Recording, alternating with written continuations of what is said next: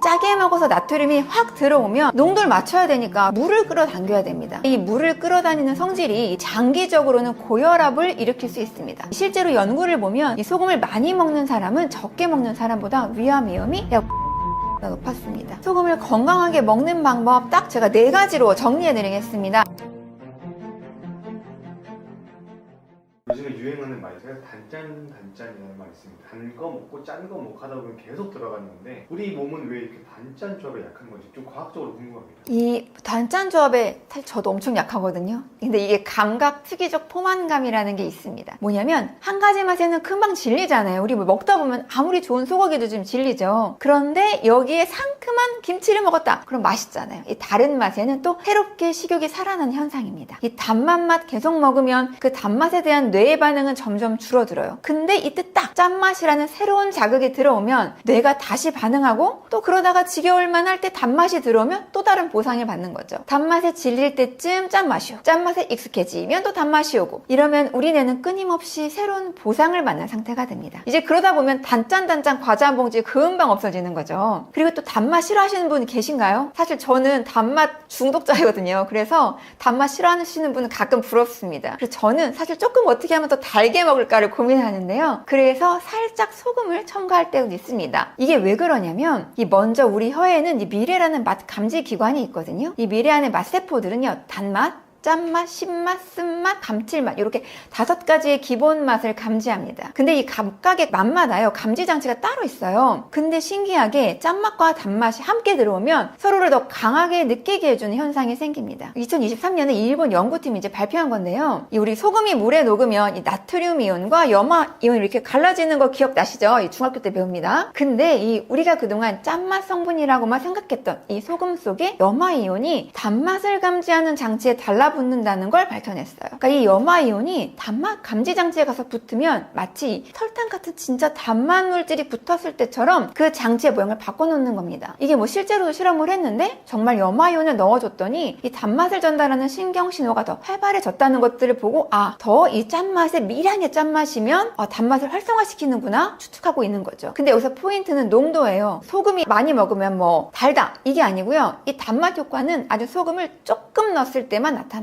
농도가 높아지면 우리는 그냥 짜다라고 느끼는 거거든요. 그래서 제가 아까 달게 먹는 거 연구한다고 했잖아요. 단팥죽 먹을 때 단팥죽에 소금 조금 넣고요. 저 믹스커피 좋아하는데 거기에 소금 아주 조금 넣으면요 훨씬 더 달게 맛있게 드실 수 있습니다. 그러면 소금은 우리 몸에서 어떤 역할을 하나요? 그냥 무조건 줄여야만 하는 건 아니지 않나요?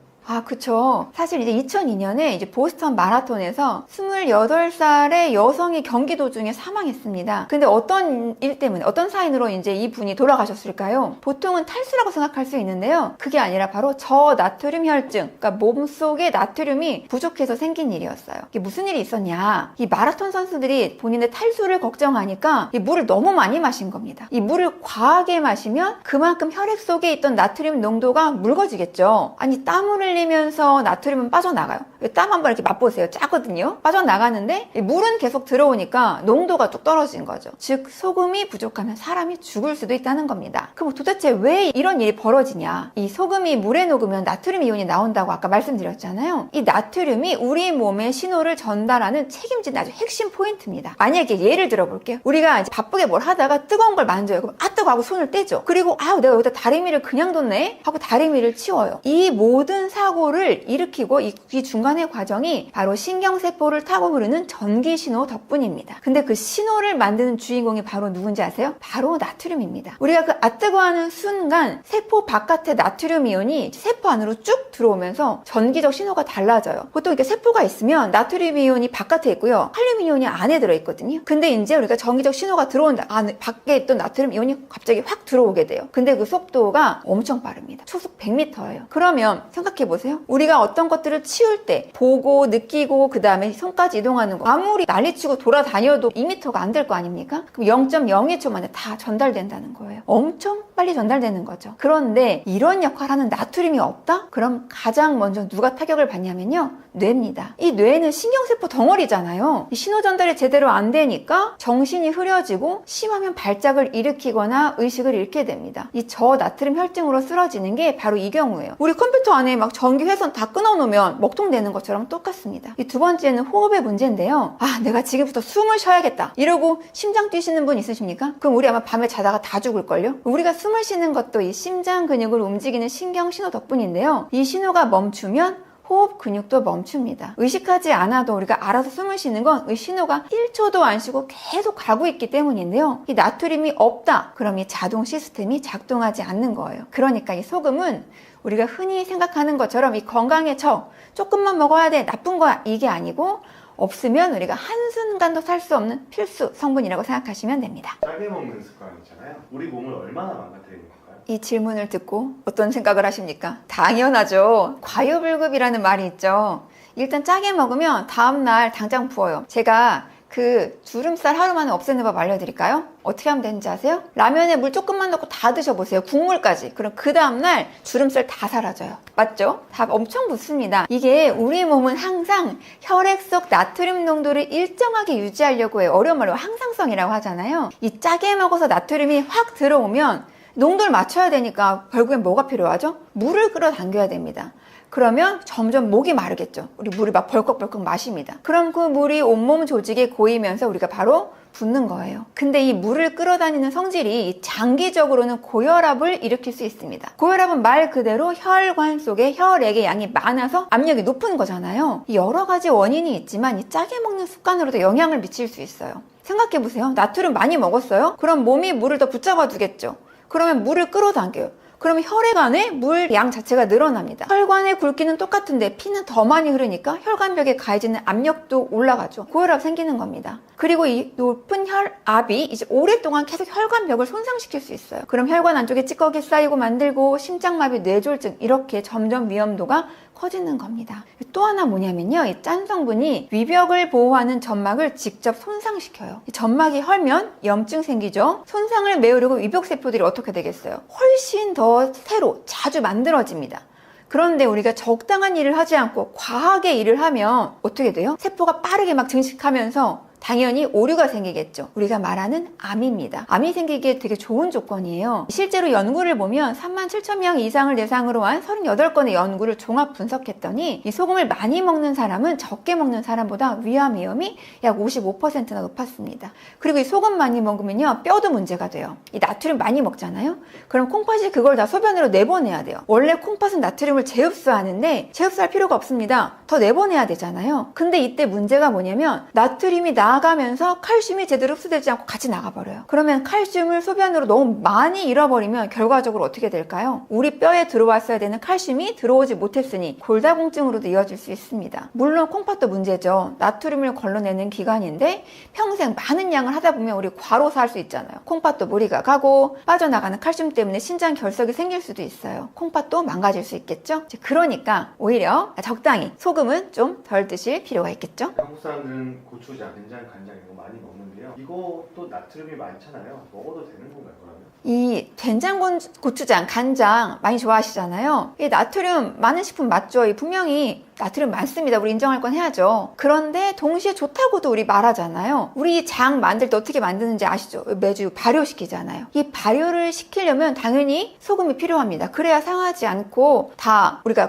끝까지 먹을 수 있으니까요. 그 나트륨 덩어리인 건 맞지만 발효하면서 몸에 좋은 것들이 생깁니다. 이 발효 과정에서는요, 콩이 없던 좋은 성분들이 새로 만들어져요. 사실 콩 자체도 굉장히 좋은 양질의 단백질이 있고요. 식물성 성분이 몸에 좋은 것들이 많습니다. 근데 여기에 발효가 더해지면서 장 건강에 좋은 유익균도 생기죠. 다양한 영양 성분도 생겨납니다. 우리나라에서 좀 재미있는 연구가 있었는데요. 58,000명 정도의 사람들을 분석했는데 이 된장, 청국장, 이게 장 같은 것 섭취량이 많은 그룹이 적은 그룹보다 대사증후군 위험이 오히려 낮았습니다. 허리둘레, 체지방, 혈당 같은 지표도 더 좋게 나타났어요. 또 이게 뭐냐면 아주 중요한 포인트가 있어요. 이 장하면 떠오르는 맛이 감칠맛이 있잖아요. 근데 이 감칠맛이 엄청 똑똑합니다. 이 여러 임상 연구를 보면 감칠맛 성분을 넣으면 소금을 좀 덜 넣어도 사람들이 충분히 먹고 짜고 맛있고 충분히 간이 맞다라고 느낀다는 거예요. 이 간장의 경우는요, 그래서 이 발효 기술을 좀 개선해서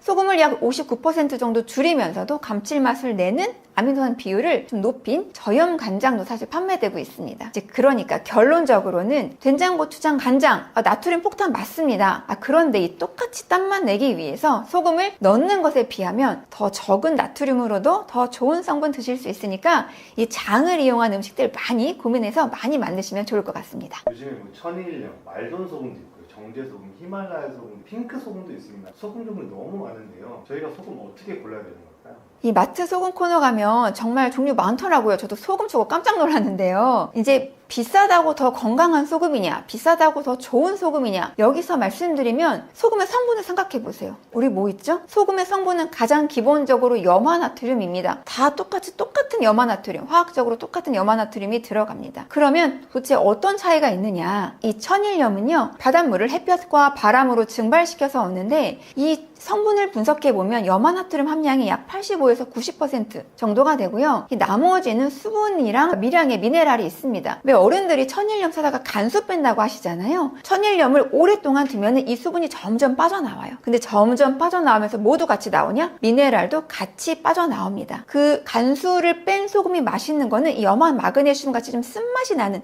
그것이 같이 빠져나오기 때문이에요. 그럼 결과적으로는 염화나트륨 함량이 굉장히 높아지겠죠? 그 다음 또 마그네슘, 칼슘, 칼륨 같은 이런 이온들이 결정 사이사이에 끼어 있는데 방금 말씀드렸던 것처럼 빠져나와요. 근데 이 미네랄들이요, 히말라야 소금 같은 경우에도 굉장히 이제 다 많이 다양하게 들어있습니다. 그리고 이것들이 들어있어 색깔도 좀 핑크 색깔 다른 것들이 있죠. 정제 소금 같은 경우는 이러한 미네랄을 다 걸러낸 거예요. 거의 순수한 염화나트륨입니다. 근데 시판되는 것 중에 정제 소금 찾기 힘드시거든요. 왜냐하면 이 다 완벽하게 정제된 이런 정제 소금은요, 정확한 맛을 내야 될 때, 즉 큰 공장 같은 데서 우리가 어떻게 소금을 넣어서 다른 맛들이 그 맛에 영향을 미치지 않아야 될 때 굉장히 대량으로 넣을 때 정제 소금을 넣고요. 아마 여러분들이 슈퍼에서 사는 소금은 대부분 천일염 정도가 되지 않을까 싶어요. 근데 여기서 이제 핵심은 천일염이나 히말라야 소금에 요즘에 이제 미네랄이 더 들어있다, 뭐 많이 들어있다 하고 가격이 비싼 경우가 많습니다. 근데 그 양이 문제가 있어요. 어떤 거냐면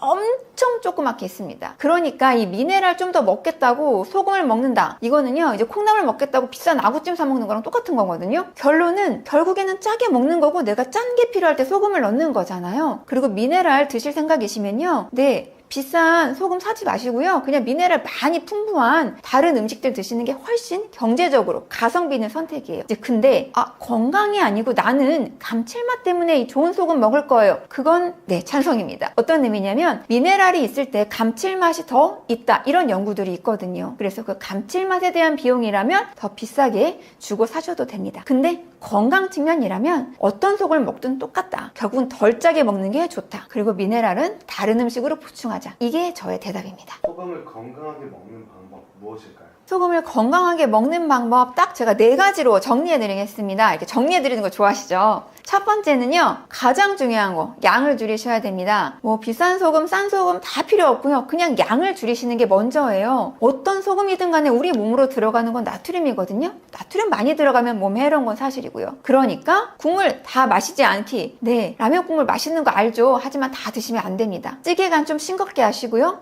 이런 것만 해도 사실 우리 한국인의 이 나트륨 섭취량이 좀 많이 줄어듭니다. 두 번째는요, 우리의 장을 활용하시면 됩니다. 제가 아까 말씀드렸는데 이 된장, 간장 같은 발효식품은요, 나트륨 많아요. 사실입니다. 근데 감칠맛이 있기 때문에 소금처럼 이렇게 많이 넣지 않아도 조금만 넣어도 짠맛도 살아나고 감칠맛도 더해진다. 그래서 순수한 소금으로만 간을 맞추는 것보다는 감칠맛을 살려서 간을 하시면 좀 나트륨이 덜 들어가죠. 이 게다가 발효가 주는 좋은 성분까지 있으니까 소금 대신 사용할 수 있는, 장을 사용할 수 있는 요리를 좀 찾아보시는 걸 권해드립니다. 그리고 이제 3번째인데요, 칼륨과 감칠맛이요.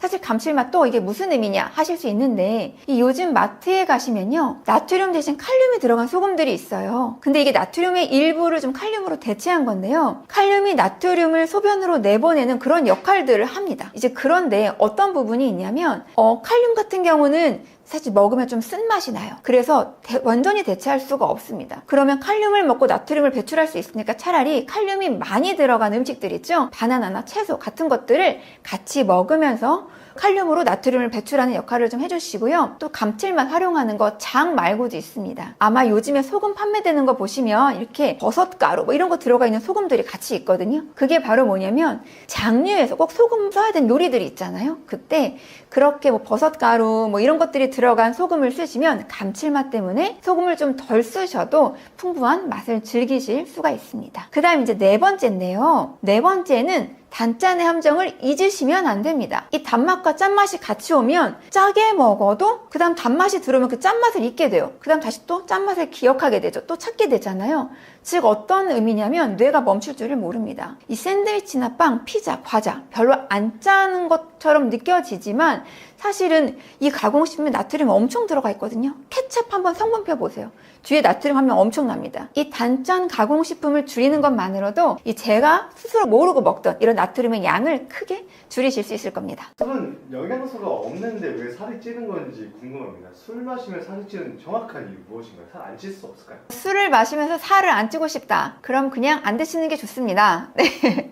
사실은 이제 술을 먹으면 살을 찔 수밖에 없거든요. 일단 술 자체에 칼로리가 있습니다. 이게 탄수화물, 단백질, 지방 아니잖아요 하실 수 있는데 이 술의 주성분은 에탄올이잖아요. 우리 왜 이 에탄올, 왜 소주가 뭐 14도다 이게 바로 100% 중에 14%가 에탄올이 차지한다 이런 의미인 거 아시죠? 그 말은 1g당 에탄올의 경우는 약 7kcal를 냅니다. 왜 에너지가 있다는 걸 어떻게 증명할 수 있냐면 에탄올에 불 붙이면 어때요? 잘 타죠? 이 불 붙이면 잘 탄다는 것 자체가 이 에너지를 이 물질이 갖고 있다는 의미입니다. 그럼 지방이 9kcal니까 에탄올은 7kcal다. 지방 다음으로 높은 에너지를 가진 물질이에요. 이제 그런데 많은 분들이 술 먹으면 영양소가 없기 때문에 살 안 쪄. 실제로 성분표 보시잖아요. 칼로리는 있는데 그 안에 든 성분은 다 0000 찍혀 있습니다. 즉 영양소가 없다라는 말과 칼로리가 없다라는 말을 혼동하시면 안 돼요. 술은 영양소는 없어요. 먹어도 영양가 하나 없다는 말인데요. 칼로리는 있습니다. 살찐다는 말이에요. 그러면 뭐 제로 소주 이런 거 마시면 되지 않아요? 이거 아닙니다. 제로 소주 드시면 취하죠. 에탄올 있다는 소리예요. 에탄올 아까 말씀드렸죠? 1g에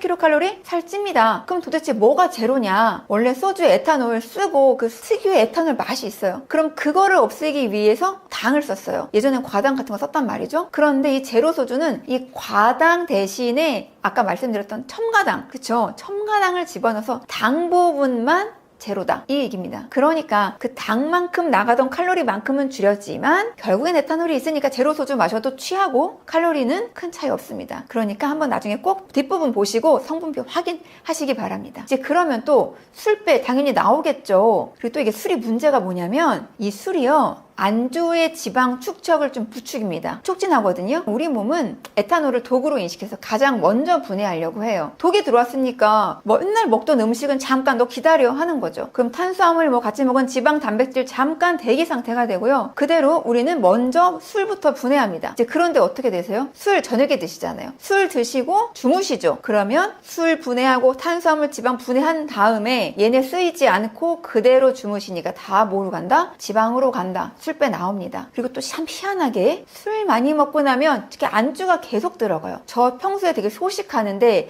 이 술만 먹으면 끊임없이 잘 들어가거든요. 그게 왜 그러냐? 이 술은 식욕까지 자극합니다. 이 알코올은요 식욕을 억제하는 호르몬인 렙틴은 줄여버리고요. 식욕을 키우는 그렐린은 자극해요. 그러니까 평소보다 더 많이 먹는 겁니다. 그러니 소주 한 병이 약 320에서 400kcal 되거든요. 여기에 무제한 흡입하는 안주까지 더해지니까 당연히 술 드셨다. 그러면 술 드시면서 살 안 찌고 싶다. 불가능하다. 이렇게 말씀드릴 수 있습니다. 술을 같이 마셨는데도 어떤 사람은 수치가 있고 어떤 사람은 수치가 전혀 없습니다. 이거 사람마다 차이가 나는 이유 무엇일까요?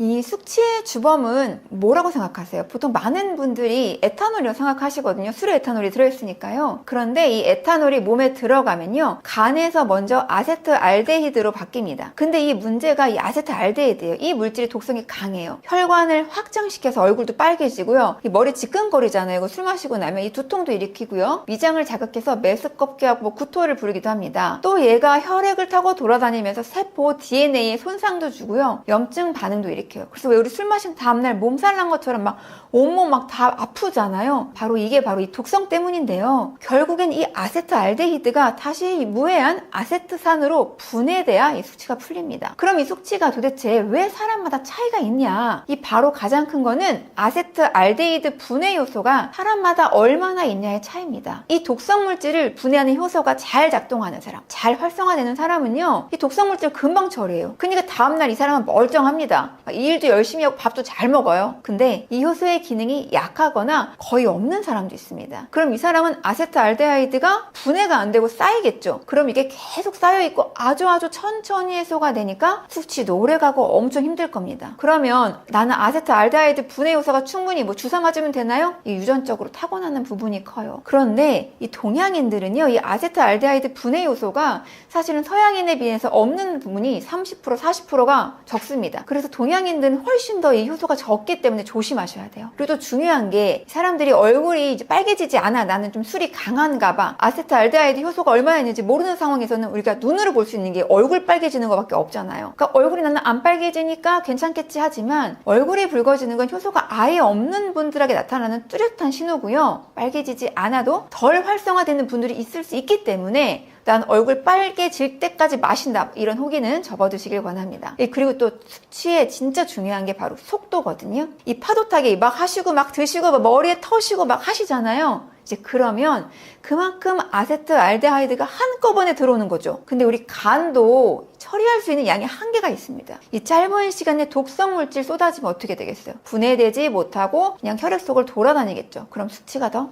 심해집니다. 그러니까 막 한 번에 털어놓기 게임 이런 거 하시면 굉장히 위험합니다. 그리고 또 숙취 줄이기 위해서 또 좋은 방법이 있어요. 뭐냐면요, 체내 수분량을 유지시키는 거예요. 그래서 제일 좋은 방법은 술 한 잔 먹고 물 한 잔 드시는 거예요. 그러면 정말 좋은 건 체내 수분량도 유지하면서 물 먹고 배부르겠죠. 술 조금 드실 수 있습니다. 안주도 조금 드실 수 있고요. 그리고 그날 먹은 안주도 얼마나 든든하게 드시느냐에 따라서 그 다음날 숙취에 영향을 줍니다. 이런 것들이 다 겹쳐지면서 결국엔 숙취를 결정합니다. 안주에 따라 숙취가 달라진다고 하셨는데, 그러면은 어떤 안주를 먹어야 되는 걸까요? 결국에는 이 안주를 고르는 방법은 딱 두 가지를 고민하시면 돼요. 첫 번째는 알코올이 몸에 흡수되는 속도를 늦추면 되겠죠. 천천히 하면 간이 좀 분해될 수 있는 시간을 벌 수 있는 거고요. 두 번째는 이 분해하는 과정 자체를 도와주는 안주를 고르시면 됩니다. 첫 번째, 이 무조건 안주 하나만 딱 골라주세요 하면은 저는 무조건 단백질 안주 드시라고 합니다. 이 단백질은 우리 위에서 소화되잖아요. 기억하시죠? 이 단백질은 위에서 소화되는데 시간이 좀 오래 걸려요. 이 단백질이 들어오잖아요. 그럼 이제 위가 있는데 이 위에 음식이 차 있으면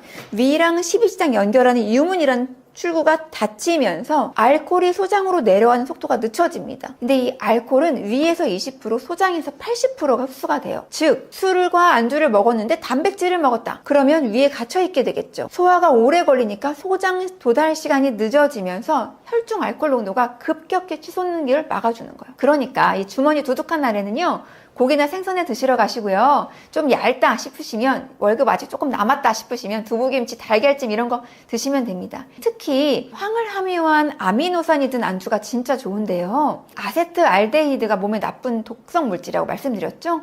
이걸 분해하려면 글루타치온이라는 항산화 물질이 필요해요. 많이 들어보셨죠? 요즘에 뭐 붙이는 것도 있고 알약도 있잖아요. 근데 이 글루타치온을 만드는 재료가 바로 황을 함유한 아미노산인 시스테인, 메티오닌 이런 것들입니다. 즉, 이런 시스테인, 메티오닌 이런 것들을 풍부하게 있는 안주를 먹으면요, 간이 독성을 처리하는 걸 도울 수가 있어요. 이 달걀, 치즈, 두부에 이제 메티오닌 많고요. 달걀은 시스테인도 많거든요. 이 해독 과정에 중요한 역할을 합니다. 왜 고깃집 가면 꼭 달걀찜 팔죠? 달걀찜에 치즈 폭탄 막 이런 거 있잖아요. 아, 주머니 좀 부족하다 싶으시면 고기 좀만 시키시고요. 꼭 달걀찜 추가해서 드시는 거 정말 권해드립니다. 이제 그 다음에 또 좋은 안주 뭐냐? 바로 지방이에요. 지방은 위에서 가장 오래 머무는 영양소입니다. 아까 단백질이 가장 소화는 오래된다고 했잖아요. 지방은 바로 밑으로 소장으로 내려가면, 한 번에 내려가면 쉽게 분해가 잘 안 되기 때문에 위에서 많이 가둬놓고 조금씩 내려보냅니다. 소장의 소화를 돕기 위해서요. 그래서 마찬가지로 위에 가둬놓기 때문에 알코올이 소장에 내려가는 시간을 가장 효과적으로 늦춰줍니다. 이제 그런데 여기서 지방의 종류가 좀 중요해요. 그러면 우리 가장 좋은 뭐 삼겹살, 치킨 짱이네. 아닙니다. 삼겹살이나 치킨은요, 포화지방이 많아요. 근데 이 포화지방은 간에서 똑같이 부담을 줘요. 그럼 간 입장에서는 포화지방도 처리해야 돼, 알코올도 처리해야 돼, 엄청 부담이 됩니다. 그리고 이 포화지방이요, 지방을 분해하지 않고 오히려 촉진하기 때문에 간에 지방이 쌓이게 됩니다. 지방간, 알코올성 지방간의 위험을 키울 수 있어요. 그러면 어떤 지방을 먹냐? 바로 불포화지방입니다. 이 불포화지방 많은 거, 생선류 굉장히 좋죠. 불포화지방이나 오메가3가 들어있는 생선구이, 회 이런 것들 전 추천드려요. 특히 오메가3는요, 항염증 효과가 있거든요. 그러니까 알코올로 생긴 간 염증을 완화시켜주는 데도 도움을 줍니다. 그러니까 같은 지방이라도 치킨, 삼겹살 같은 이런 포화지방보다는 생선구이나 회, 등푸른 생선 특히 불포화지방이 있는 걸 고르시는 게 훨씬 좋습니다. 또 있어요. 비타민과 미네랄 중요하거든요. 이 알코올 분해될 때 비타민 B군 여러 미네랄이 효소처럼 쓰여서 빠르게 소모됩니다. 그러니까 보충해주는 게 좋겠죠. 그래서 채소, 견과류, 굴 이런 음식들 많이 드시면 좋습니다. 제일 좋은 거 회 이런 거 드실 때요, 꼭 상추쌈 싸서 드시길 권해드립니다. 반대로 술 마실 때 절대 마시면 안 되는 최악의 안주도 있을까요? 네, 사실 이 피해야 되는 정말 안주는요, 가장 피해야 되는 조합은 딱 두 개예요. 짠 국물 안주에 이제 직화로 태운 고지방 안주입니다. 사실 저희 아들이 술을 먹기 시작했는데 이 아이가 꼭 친구들하고 가면 꼭 찌개집을 가더라고요. 이 금액이 아무래도 저렴하다 보니까 그러는 것 같은데요. 짠 국물 안주 드시면 안 됩니다. 짠 국물 안주 드실 바에는 아까 말씀드렸듯이 단백질, 계란찜 시키시기 바랍니다. 라면, 짠 찌개 국물이 되게 위험한 이유는요, 사실 술은 이미 탈수를 일으키는 물질입니다. 술 1리터 드시잖아요? 그러면 물을 1.1리터 내보낸다는 연구도 있어요. 그래서 술 드시면 화장실 정말 자주 가고 싶은 게 바로 그 이유인데요. 술은 이미 탈수를 일으키는데 짠 국물 마시면 나트륨 섭취가 많아지겠죠? 그럼 결국에 갈증 더 심해지죠? 그러면 또 어떻게 되겠어요? 물 대신에 그 앞에 뭐가 있으니까, 술이 있으니까 더 드시게 됩니다. 그러니까 이왕이면 짠 국물이 있는 음식은 안주로 드시지 마시기 바랍니다. 그리고 또 어떤 부분이 있냐? 취해서 막 취하면 입맛이 둔해지면요, 그 계속 졸인 그 짠 국물 또 드시죠? 나트륨 과잉으로 무조건 이어집니다. 그리고 삼겹살, 치킨처럼 포화지방 많은 안주인데요, 근데 삼겹살 어디에 구워요? 직화로 굽잖아요. 그쵸? 이 간이 아까 말씀드렸던 것처럼 알코올, 지방 동시에 처리해야 됩니다. 둘이 한꺼번에 들어오면 지방에 간이 쌓여요. 알코올성 지방간 위험 커지죠. 근데 또 직화로 태웠다. 물론 맛은 엄청 있죠. 저 사실 어제도 먹었거든요. 그런데 벤조피렌 같은 1군 발암물질 생깁니다. 그러니까 되도록이면 적게 드시기를 권해드립니다. 이 마지막으로 튀김이나 단 음식도 별로 안 좋습니다. 이게 사실 이렇게 알코올을 분해하다 보면요, 굉장히 많은 에너지가 듭니다. 즉 포도당에 들어가야 돼요. 그러니까 단백질만, 지방만 드시는 것보다 탄수화물 어느 정도 챙겨주시는 게 좋습니다. 그런데 탄수화물만 드시는 건 아니되옵니다. 이 안주로 부족한 칼로리 막 더해지기 시작하면요, 말씀드렸듯이 바로 주무실 거잖아요. 그쵸? 그러면 다 지방으로 가요. 그러니까 술 드시고 아이스크림, 빵 이런 거 땡기셔도요, 조금 참아주시고요. 당이 많은 안주는 좀 피해주시는 게 좋습니다. 안주는 신선한 걸로 적당하게 좋은 안주 드시는 게 가장 좋은 방법입니다. 저도 참 궁금했는데, 숙취 해소제 있잖아요. 그 해장 음식 어디까지 도움되는 거고, 그리고 어떻게 해야 숙취 해소제를 잘 쓰고 해장을 잘 할 수 있을까요?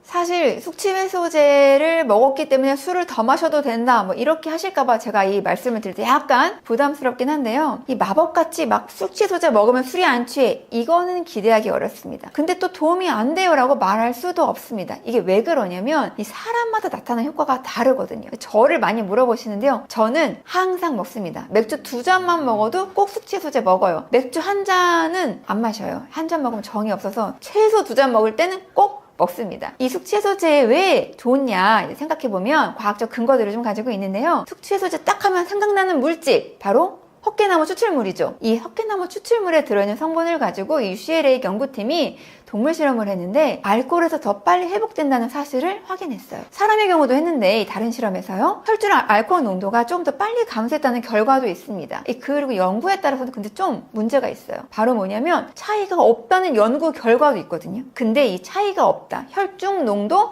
더 빨리 감소 안 한다, 하지만 두통이나 어지럼증, 무력감 같은 일부 수치 증상은 좀 완화되더라, 이런 연구들이 있었습니다. 그러니까 효과가 아예 없진 않다, 하지만 누구에게나 좋다, 이렇게 말하기는 조금 어렵다. 그렇기 때문에 저는 사실은 먹어보니 저한테는 효과가 좀 있더라고요. 그래서 저는 꼭 챙겨 먹고 있습니다. 근데 이제 또 요즘에는 성분도 이렇게 다양하게 들어있잖아요. 밀크시슬도 좀 많이 들어있더라고요. 이 밀크시슬 같은 경우는요, 이 실리마린이라는 성분이 있는데요. 이 성분은 유럽에서 오래전부터 간 질환 보조 치료제로 쓰여왔어요. 즉 항산화 작용으로 간세포를 보호하는 역할을 합니다. 그런데 이 아까 말한 헛개나무 추출물처럼 뭐 즉각적인 숙취 해소보다는 단기적으로 간 건강 관리에 좀 가깝습니다. 우리 보통 많이 들어있는 뭐 타우린, 비타민 B군 엄청 많이 들어있거든요. 헛개나무 추출물과 비타민 B군은 거의 필수 품목인 것 같아요. 마찬가지인데요. 타우린은 간세포를 보호하고 비타민 B군은요, 알코올 대사 과정에서는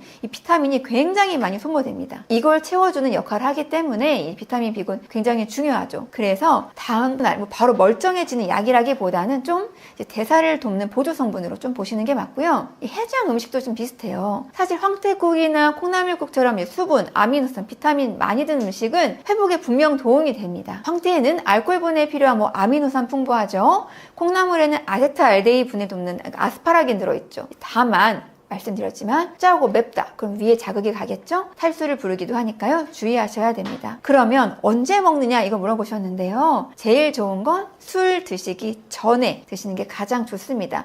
근데 흡수되는데 좀 시간이 걸려요. 그러니까 술 드시기 뭐 1시간 전 정도 전에는 드시는 게 저는 좀 권해드리고 싶어요. 결국에 가장 확실한 이 숙취 해소법은 질 좋은 안주로 천천히 적당히 마시는 게 가장 좋겠죠? 편의점 가면 숙취 해소제 진짜 많잖아요. 어떤 거 추천하세요? 사실 아주 솔직히 말씀드리면 2+1을 삽니다.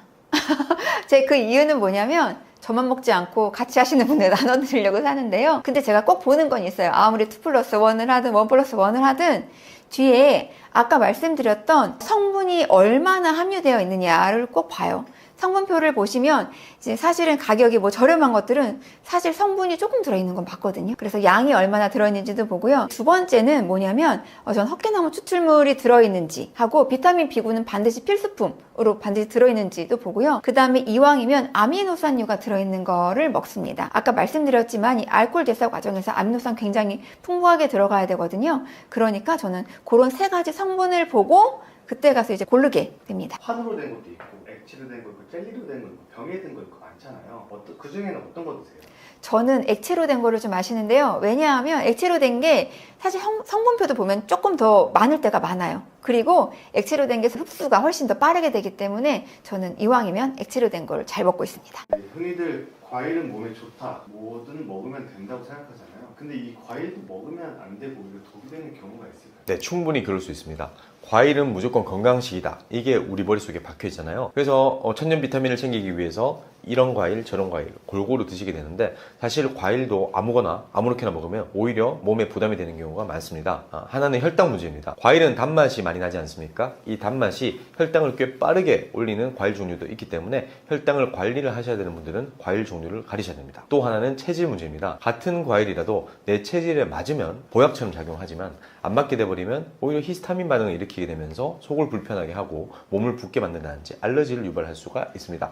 그러니까 과일이니까 무조건 다 좋다가 아니라 어떤 과일을 누가 어떻게 먹느냐를 같이 봐야만 됩니다. 혈당 이야기랑 체질 이야기 지금부터 하나씩 풀어드릴게요. 50대, 60대는 혈당 때문에 과일도 조심하는 편이긴 한데요. 혈당을 빨리 올리는 과일 그리고 덜 올리는 과일 따로 있는 건가요? 네, 확실히 차이가 있습니다. 여기서 혈당 지수라는 말을 한번 짚고 넘어갈게요. 쉽게 말해서 먹었을 때 혈당이 얼마나 빨리 치고 올라가느냐, 이 속도를 점수로 매긴 것이 혈당 부하 지수예요. 이 점수가 높은 과일일수록 혈당을 급격하게 끌어올린다고 보시면 되고요. 그래서 혈당을 빨리 올리는 과일부터 먼저 살펴볼게요. 대표적인 게 수박, 그리고 파인애플, 잘 익은 바나나, 망고와 포도입니다. 이런 과일들은 달고 시원하기 때문에 여름철에 많이 드시잖아요. 하지만 혈당이 쑥 하고 바로 올라가기 쉬운 과일들입니다. 특히나 말린 과일인 경우는 더욱더 위험하고요. 곶감 같은 경우는 당이 굉장히 농축이 많이 되어 있기 때문에 더욱 조심을 하셔야 됩니다. 혈당 부하 지수가 한 중간쯤 되는 과일을 말씀을 드리자면 키위와 귤과 오렌지 같은 종류이고요. 반대로 혈당을 천천히 올리는 비교적 안전한 과일은 사과, 배, 자몽, 그리고 딸기나 블루베리 같은 베리류를 굉장히 추천합니다. 체리, 자두, 복숭아도 비교적 천천히 올리는 편입니다. 그래서 혈당이 걱정되시는 분들은 수박, 포도, 바나나는 양을 줄이셔야 되고요. 베리류 쪽으로 가시는 것이 조금 더 안심을 하실 수가 있습니다. 다만 이건 어디까지나 일반적인 기준이고요. 당뇨가 있으신 분들은 또 내과 선생님과 꼭 상의하시면서 드시는 것이 좋습니다. 체질 얘기 자주 해주셨는데 네. 과일도 체질에 따라서 조심해야 하는 음식이 따로 있는 건가요? 먼저 사과에 대해서 말씀드리자면요. 사과는 하루 한 알의 사과면 의사가 필요 없다라는 속담도 있지 않습니까? 그런데 수체질과 목체질한테는 정말 좋은 과일인데요. 금체질과 토체질한테는 영 안 맞습니다. 사과를 먹으면 오히려 속이 쓰리고 불편하고 알러지가 많이 생길 수가 있어요. 두 번째, 귤과 오렌지 같은 감귤류입니다. 이것도 역시나 수체질과 목체질한테는 잘 맞습니다. 괜찮은데요. 토체질 그리고 금양체질에게는 가장 안 맞는 과일 중에 하나입니다. 제 환자 중에서 제주도에서 감귤 농사를 지으시는 분이 있으셨는데 이분이 입술이 이렇게 부어서 오신 거예요. 너무 부어가지고 대학병원에 가서도 낫지 않으셔갖고 저희 한의원에 찾아오셨는데 보니까 감귤 농사를 지으면서 이렇게 낙과하는 과일들이 많이 있지 않습니까? 이런 것들을 자기가 너무 아까우니까 다 드셨던 거예요. 매일 하루에 한 3박스씩. 근데 이분이 하필 토음 체질이었던 거죠. 그래서 이 귤을 끊고 났더니 엄청나게 부풀어서 몇 년 동안 고생하셨던 입술 부종이 신속하게 좋아졌던 이런 케이스도 있었거든요. 그래서 귤과 오렌지 같은 감귤류는 귤, 오렌지, 자몽, 라임 모두 마찬가지죠. 토체질한테 정말 안 맞다라고 생각하시면 될 것 같습니다. 자, 세 번째는 수박과 멜론입니다. 수박과 멜론은 몸의 열을 식혀주는 과일이기 때문에 토체질과 목체질에게는 시원하게 잘 맞습니다. 하지만 금체질에게는 약간 부담이 될 수가 있고요. 그리고 수체질에게도 약간 부담이 될 수가 있습니다. 네 번째, 참외, 딸기, 바나나, 블루베리 이쪽입니다. 이 과일들은 금체질과 토체질에게는 굉장히 잘 맞는 편인데 수체질에게는 조금 조심을 하셔야 됩니다. 다섯 번째, 포도입니다. 포도는 사실 금체질에게는 보약 수준이거든요. 그리고 토체질에게도 잘 맞는데 유달리 목체질한테는 정말 안 맞습니다. 목체질이 포도를 자주 먹게 되버리면 역시나 배탈이 발생할 가능성이 굉장히 올라간다고 보시면 될 것 같고 알러지도 발생할 수가 있습니다. 반면에 복숭아, 자두, 체리 같은 과일들은 어떤 체질이든 비교적 무난하게 먹을 수가 있는 이런 과일도 있습니다. 정리를 하자면 목체질은 사과, 배, 수박이 되게 잘 맞고요. 금체질은 포도, 딸기, 블루베리가 굉장히 잘 맞고요. 토체질은 수박, 참외 같은 시원한 과일, 수체질은 사과, 귤, 망고가 잘 맞는 쪽이다. 이렇게 기억을 하시면 될 것 같습니다. 건강하려고 먹은 과일인데 왜 이렇게 먹고 났더니 속이 불편하지? 이건 그 과일이 나의 팔체질과 맞지 않았을 가능성이 굉장히 큰 겁니다. 과일을 먹고 나서 속이 불편한 경우도 있고요. 눈이 붓는 경우도 있고요. 이런 반응인 건가요? 네, 이게 아주 정확한 반응인데요. 나의 체질에 맞지 않는 음식이 내 몸 안에 들어왔다. 이러면 내 몸의 면역세포 입장에서는 일종의 낯선 침입자, 식품 알러젠이라고 제가 표현을 하는데 푸드 안티젠이라고 이야기를 하거든요. 나한테 안 맞는 음식이 들어오면 침입자로 인식을 하게 되는 거예요. 그래서 우리 몸에서는 히스타민이라고 하는 물질을 방출시키면서 여러 가지 불편한 반응이 나타나게 됩니다. 왜냐하면 히스타민 수용체가 H1, H2, H3, H4가 온몸에 전신에 분포하고 있거든요. 생활 속에서 이렇게 느껴지실 겁니다. 첫 번째, 소화기입니다. 특정 과일을 먹고 났더니 유독 속이 더부룩하다, 메스껍다, 부글거린다, 가스가 많이 찬다. 이런 말씀을 하신 경우가 있는데 이게 체질에 안 맞는 음식을 먹었을 때 나타날 수 있는 대표적인 반응입니다. 두 번째, 붓기입니다. 히스타민이 대표적으로 부종을 일으킬 수가 있는 그런 물질이거든요. 전날 내가 사과나 귤을 먹었는데 다음날 이상하게 얼굴이나 손발이 괜히 푸석푸석하게 많이 붓는다. 이게 바로 히스타민이 혈중 농도가 올라가면서 몸에서 수분을 잡아두기 쉬운 이런 현상이 발생했기 때문이라고 보시면 될 것 같습니다. 세 번째는 대변입니다. 체질에 안 맞는 과일을 먹게 되버리면 변이 무르거나 설사를 한다. 혹은 배에 가스가 찬다. 이런 반응이 나타날 수가 있습니다. 네 번째, 피로감입니다. 특별히 한 것도 없는데 먹고 났더니 나른하고 처진다. 이런 반응들이 특정 과일들을 먹을 때마다 반복된다면 이건 의지나 컨디션 문제가 아니라 이 과일은 내 체질과 맞지 않는다 라는 몸의 분명한 신호입니다. 그리고 다섯째, 불면, 불안 증세가 생길 수가 있습니다. 최근에 내가 몸을 건강하기 위해서 레몬즙을 계속 먹었다. 아니면 사과를 매일 아침마다 먹었다. 그랬더니 이상하게 잠이 안 오고 불면이 발생하고 그 다음에 약간 불안 증세가 생기고 가슴이 두근두근 거려요. 이런 증세가 나타날 수가 있거든요. 왜냐하면 히스타민이 중추신경계를 자극할 수가 있고요. 또 심장의 민문이근의 수축을 자극할 수가 있기 때문입니다. 그래서 우리 몸은 이렇게 거짓말 하지 않습니다. 이렇게 안 맞는 음식이 들어왔을 때 나타나는 신호를 무시하지 마시고 한 번쯤은 내 체질에 맞는 음식인지 아닌지를 점검해 보시는 것이 좋습니다. 저희가 지금 종류에 대한 얘기를 많이 했는데요. 좀 건강하게 먹고 싶어요. 네. 양이나 시간도 중요할까요? 맞습니다. 종류만큼이나 중요한 게 얼마나 언제 먹느냐 이죠. 아무리 좋은 과일이라 하더라도 한꺼번에 너무 많이 드시게 돼버리면 혈당도 그리고 체질적으로도 부담을 받게 되거든요. 일단 팁을 좀 알려드리도록 하겠습니다. 첫 번째, 양입니다. 과일에는 무조건 당질이 함유가 되어 있어요. 그래서 한 번에 많은 양을 드시기보다는 쉽게 정리를 하자면 양은 한 줌, 손에 잡히는 정도로 잡는 게 좋습니다. 그리고 주스보다는 통과일로 드시는 것이 훨씬 더 좋아요. 주스는 갈면서 섬유질이 다 깨지는 것도 문제고요. 먹었을 때 혈당을 더 급속하게 올리는 문제가 있거든요. 또 말린 과일은 당이 굉장히 농축되어 있기 때문에 드시지 않는 것을 추천합니다. 두 번째, 시간입니다. 빈속, 공복에는 과일을 드시지 않으실 것을 추천합니다. 빈속에 달달한 과일을 많이 먹게 되어버리면 혈당이 급속하게 치솟기가 쉽습니다. 그래서 공복보다는 식사 후에 조금 드시거나 아니면 활동하기 전 낮 시간이 좋습니다. 자기 직전에 드시는 것도 혈당이나 소화에도 부담이 되기 때문에 가급적 피하시는 것이 좋습니다. 그리고 뭐 키위라든지 사과라든지 귤과 과일처럼 산이 많이 함유된 음식도 빈속에 드시면 위산 분비를 증가시켜서 역류성 식도염과 위험을 일으킬 수가 있으니까요. 공복에는 항상 과일을 피하실 것을 권장합니다. 세 번째, 체질에 맞춰서 드셔야 됩니다. 이 부분은 여러 번 말씀드렸는데 수체질처럼 속이 찬 분들은 찬 과일 그대로 드시기보다는 실온에 두었다가 드시는 것이 부담이 적고요. 그리고 내 체질에 안 맞는 과일은 아예 완전히 끊기보다는 양을 좀 줄이는 것만으로도 몸이 한결 편해집니다. 정리하자면 좋은 과일을 알맞은 양으로 식후 또는 적절한 시간에 내 체질에 맞춰서 이 네 가지만 기억하시면 과일을 건강하게 즐기실 수가 있습니다. 오늘 제가 드렸던 이야기 딱 한 줄로 정리하자면 이겁니다.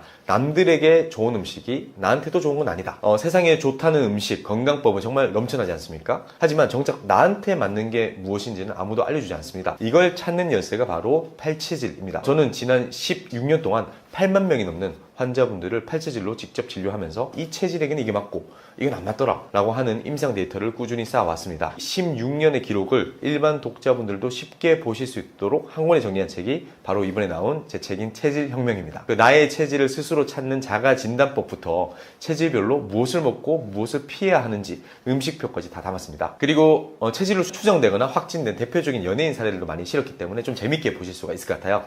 그리고 중요한 건 이 점인데요. 책을 사시면 제가 직접 제작한 AI 체질 진단 분석 툴도 무료로 써보실 수가 있습니다. 그래서 병원에 오시기 전에 또는 한의원에 오시기 전에 집에서 가볍게 나는 어떤 체질 쪽일까를 스스로 추론해 볼 수 있는 그런 유용한 도구입니다. 그리고 더 깊이 있는 팔체질 이야기는 저의 유튜브 채널 체질닥터에서 계속 풀어가고 있으니까요. 제 유튜브 채널도 구독해 주시면 많은 도움이 되실 것 같습니다. 연예인 체질 분석부터 체질별 건강 꿀팁까지 재밌게 보실 수가 있습니다. 영상 고정 댓글에 체질혁명 책 링크랑 제 유튜브인 체질닥터 채널 링크도 걸어두겠습니다. 고정 댓글 눌러서 들어가 보시면 바로 만나실 수가 있습니다. 여러분, 더 이상 남들은 다 하는데 나만 안 되는 다이어트, 남들에게는 정말 좋은데 나에게만 효과 없는 건강법에 지치지 마시고요. 답은 내 몸 안에, 내 체질 안에 있습니다. 지금까지 체질혁명의 저자 한의사 박철진 원장이었습니다. 감사합니다.